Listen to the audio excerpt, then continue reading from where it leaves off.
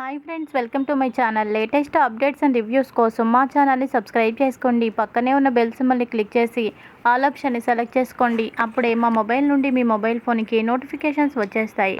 బాలు మనోజ్ని నిలదీస్తాడు. నువ్వు ఎత్తుకుపోయిన ఆ 40 లక్షల రూపాయలు తెచ్చి ఇంట్లో ఇచ్చి ఆ తర్వాత నువ్వు పెళ్లి చేసుకో అని అనగానే, ఎందుకురా అమాయకుడిని పట్టుకొని అలా నువ్వు ఇబ్బంది పెడుతున్నావు? వాడిని ఎందుకురా రోజు అంత హింస పెడుతున్నావు? మౌనిక గురించి నీకు ఒక్కడికే బాధ ఉన్నట్టు నాకు లేనట్టు మాట్లాడతావేంటి? మౌనికని కన్న తల్లిని నేను. అలాంటిది తన పెళ్ళికని దాచిన 40 లక్షల రూపాయల గురించి అందరికంటే ఎక్కువ బాధ నాకే ఉండాలి. కానీ ఆ బాధ నీకెందుకుంది? నాకు కూడా బాధే కదా. తాని పెళ్ళికని దాచిన డబ్బు వాడు తీసుకువెళ్ళి మోసపోవటం. ఎందుకురా వాడిని ఇబ్బంది పెడుతున్నావు అన్నీ తెలిసి అని అనగానే, మమ్మీ వాడు నిన్ను బాగా నమ్మేస్తున్నాడు.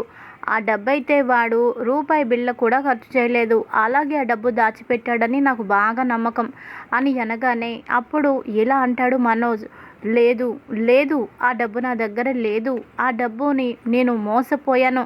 నన్ను ప్రేమించిన అమ్మాయి నన్ను మోసం చేసింది. ఎన్నిసార్లు చెప్పాలి? ఇప్పటికి 1,00,000 సార్లు పైగా నేను చెప్పాను.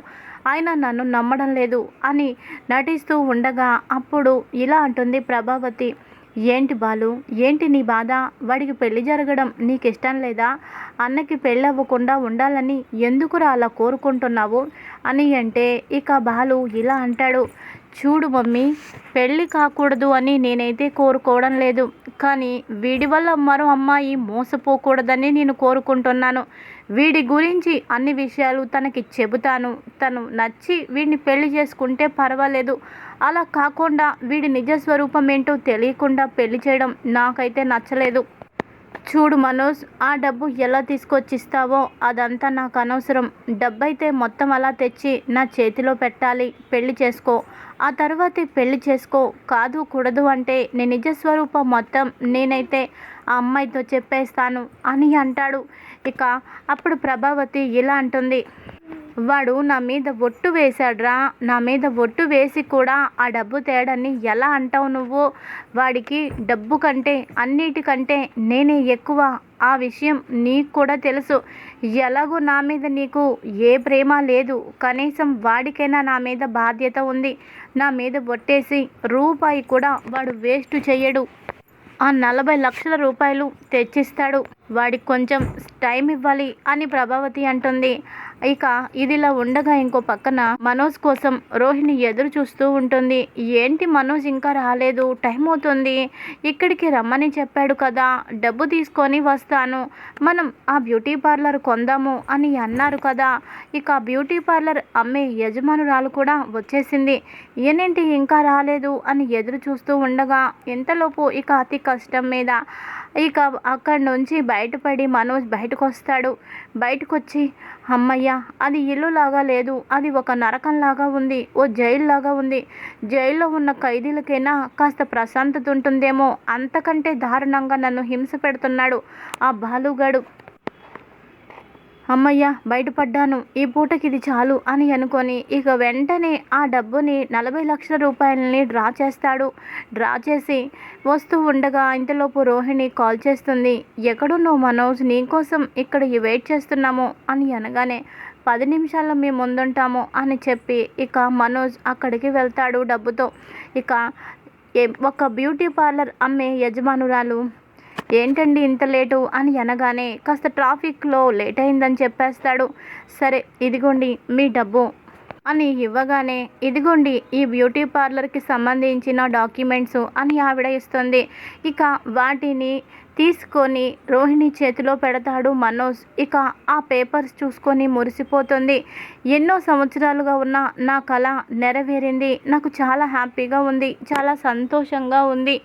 నిజంగా నువ్వు నాకు దొరకడం అది నేను చేసుకున్న పుణ్యం, గొప్ప అదృష్టం. ప్రతి ఆడపిల్ల నీలాంటి భర్తే రావాలని కోరుకుంటుంది. ఈ రోజుల్లో మగవారు ఆడవాళ్ళని కష్టాల్లోకి నెట్టేస్తున్నారు. కానీ కష్టాల నుంచి గట్టెక్కించే వాళ్ళు కొంతమందే ఉన్నారు. వాళ్ళలో ఒకడివి నువ్వు అని ఇక హక్ చేసుకొని అంటూ ఉంటుంది. ఇంతకీ ఈ డబ్బు అని అంటుంది రోహిణి. చెప్పాను కదా రోహిణి, నేను లోన్ పెట్టాను, ఆ లోన్ శాంక్షన్ అయింది, డబ్బు వచ్చింది. నెల నెల కొంచెం కొంచెం కడితే సరిపోతుంది. నువ్వేం దాని గురించి ఆలోచించద్దు, టెన్షన్ ఏమీ తీసుకోవద్దు. ఈఎంఐ కూడా చాలా తక్కువేలే. ముందు నువ్వు వర్క్ స్టార్ట్ చేయి.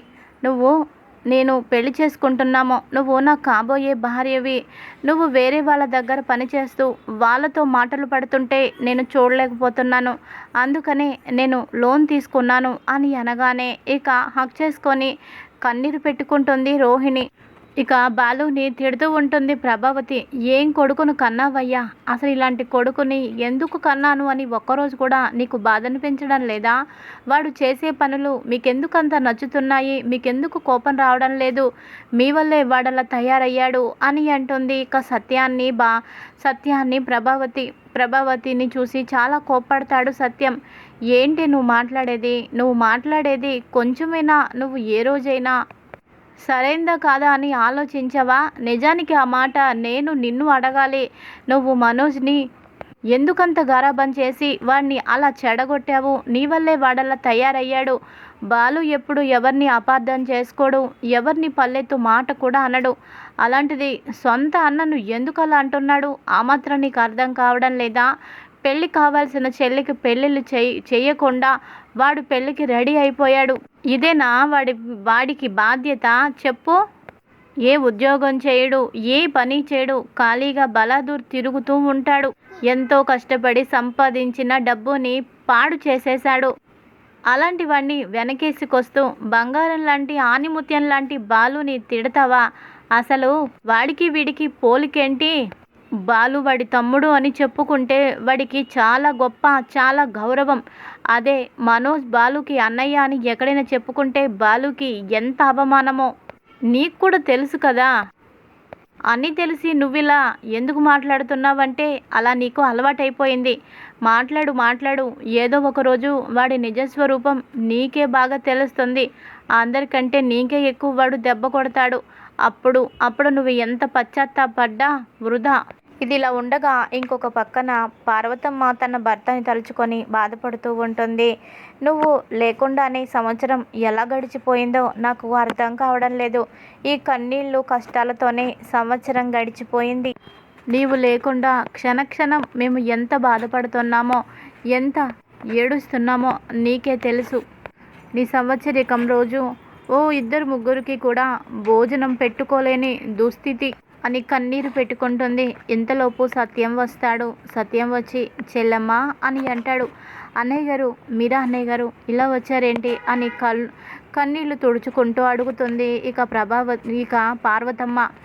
అదే నా ఫ్రెండు చనిపోయి సంవత్సరం అవుతుంది కదా రేపు సంవత్సరికం, దాని గురించి మాట్లాడడానికే వచ్చానమ్మా అని అనడంతో ఏముందన్నయ్య గారు, పూజ చేసుకొని కొబ్బరికాయ కొట్టేస్తాను అని అంటుంది ఇక ఏడుస్తూ. అలా ఎలా చేస్తావో? వాడు నా ఫ్రెండు, నా ప్రాణ స్నేహితుడు, బాగా జరిపించాలి అన్నట్టు బాలు మీనా వాళ్ళిద్దరి చేతుల మీదుగా ఈ సంవత్సరికం జరిపిస్తే బాగుంటుంది.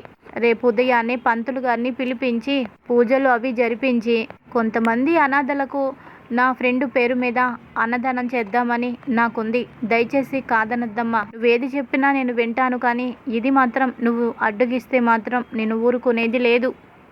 వాడి ఆత్మ శాంతించాలి, ఎక్కడున్నా వాడి ఆత్మ శాంతించాలి. నువ్వు కాదంటే నా మీదొట్టే అని చెప్పడంతో ఇక పార్వతమ్మ కూడా సైలెంట్గా ఉండిపోతుంది. ఇక ఆ తర్వాత ఇంటికి వచ్చేసి బాలుని పిలిపిస్తాడు.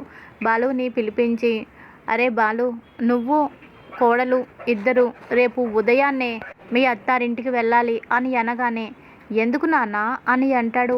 ఎందుకేమిట్రా? మీనా వాళ్ళ నాన్న చనిపోయి రేపటికి సంవత్సరికం మీ ఇద్దరి చేతుల మీదే జరిపించాలి. అలాగే అక్కడ కావాల్సిన ఏర్పాట్లన్నీ నువ్వే చూడాలి.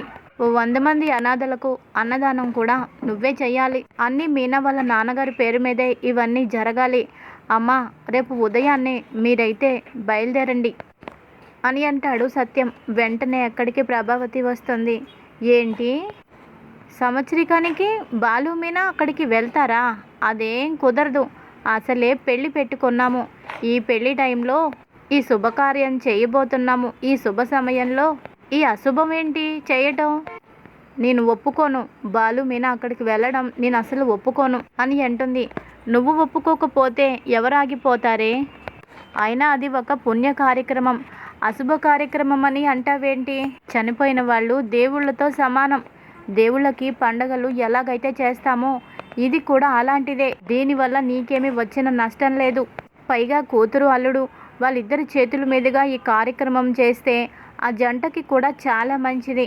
అది వదిలేసి నీ ఇష్టం వచ్చినట్టు మాట్లాడతావేంటి అని అనగానే, అది కాదండి, అసలే పెళ్లి పెట్టుకున్నాం కదా, ఇంట్లో చాలా పనులున్నాయి, అవన్నీ ఎవరు చేస్తారు? ఇప్పటి నుంచి పనులు చేస్తేనే కదా అప్పటికి పూర్తయ్యేది. ఈ టైంలో మీనా అక్కడికి వెళ్ళడం అవసరమా అని అంటుంది ప్రభావతి. అవసరమే, ఖచ్చితంగా అవసరమే, ఇప్పుడే వెళ్ళాలి.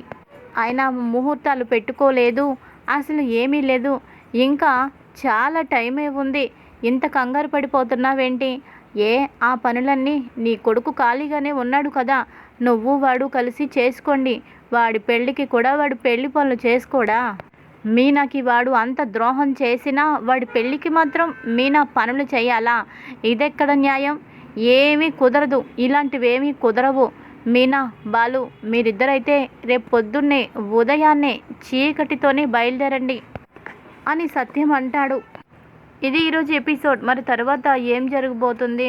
రాబోయే కథలో ఎలాంటి ట్విస్ట్ ఉంది?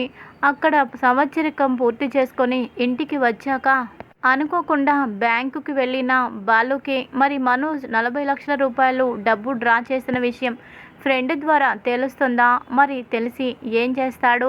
బ్యూటీ పార్లర్ పెట్టడానికి డబ్బు ఇచ్చింది మనోజే అని మరి ప్రభావతికి తెలిసి ఏం చేస్తుంది? తన మీద వట్టి వేసి కూడా ఎందుకు అబద్ధాలు చెప్పాడు? 40 లక్షల రూపాయలు ఉండి కూడా ఎందుకు చెల్లెలు పెళ్లి కోసం అని దాచిన డబ్బు తనకి ఇవ్వకుండా రోహిణికి ఎందుకు ఇచ్చాడు? ఇవన్నీ నిలదీస్తుందా? మరి ఏం జరగబోతోంది? ఇవన్నీ రాబోయే ఎపిసోడ్స్లో తెలుసుకుందాం. Thanks for watching. Hi friends, welcome to my channel. Latest updates and reviews